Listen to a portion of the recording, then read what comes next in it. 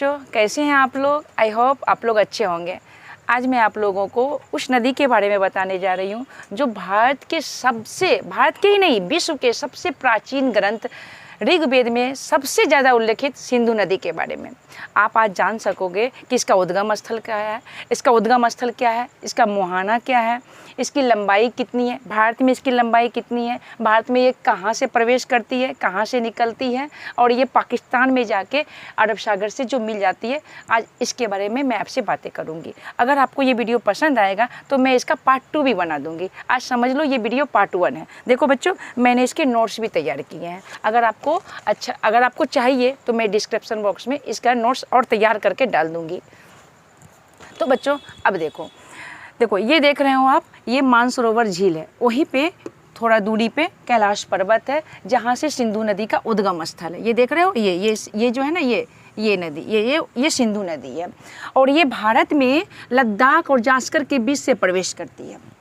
मतलब कहने का ये मतलब है कि सिंधु नदी जो प्रवेश करती है ना, वो सबसे पहले जास्कर नदी से, इसका मतलब सहायक नदी है, हेल्पिंग रिवर जो है।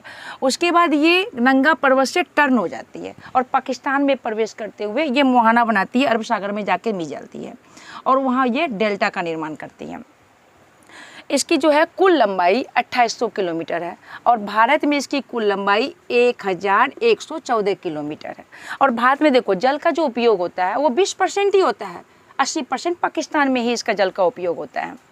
अब देखो बच्चों, अब ये जानोगे आप इसके बारे में कि ये ट्रांस हिमालय नदी है। ट्रांस हिमालय नदी कहने का मतलब कि हिमालय की उत्पत्ति से पहले ही सिंधु नदी का निर्माण हो चुका था।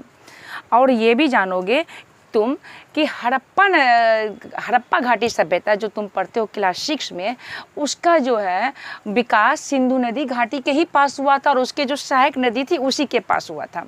तो अब हम बात करते हैं सिंधु नदी की सहायक नदी के बारे में। लेकिन आप ये जान लो बच्चों कि सिंधु नदी की सहायक नदी बहुत सारा है। ये सिंधु नदी तंत्र है, सिस्टम यानी जाल है। ये इसमें बहुत सारा ऐसी नदी है जो उसकी सहायक नदी है और उस सहायक नदी की भी कुछ सहायक नदी है।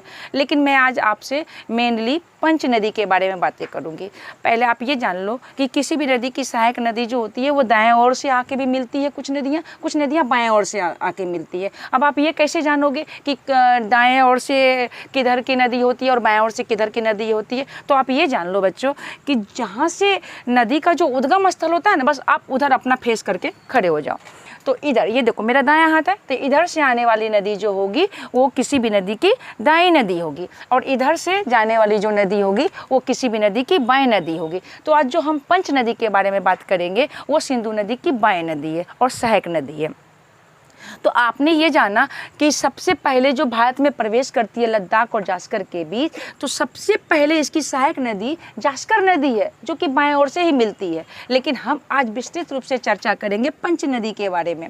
पंच नदी ये देखो, ये जो बना है ना, ये 1 2 3 4 और ये 5, ये पंच नदी है।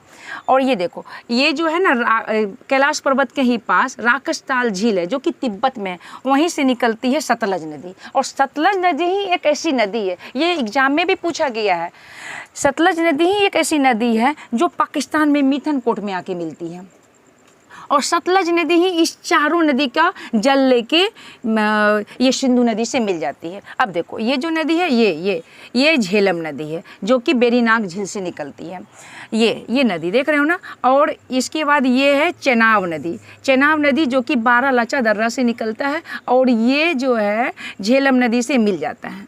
और उसके बाद ये है रावी नदी। ये कौन सी नदी है? रावी नदी। ये भी है ना जो रोहतांग दर्रा से निकलता है, देखो यहाँ लिखे है ना, रोहतांग दर्रा से निकलता है। और उसके बाद ये है ब्यास नदी जो कि ब्यास कुंड से निकलता हुआ ये चारों नदी जो है ना सतलज नदी से मिल जाता है।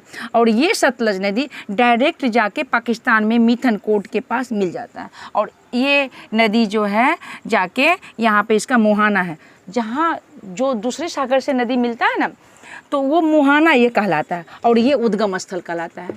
समझ गए बच्चों? और ये अरब सागर में जाके डेल्टा का निर्माण करता है और यहाँ मिल जाता है। तो आज आपने क्या जाना? पंच नदी के बारे में। अगर आपको ये वीडियो पसंद आएगा तो मैं इसका पार्ट 2 भी बना दूँगी। ठीक है बच्चे, थैंक यू।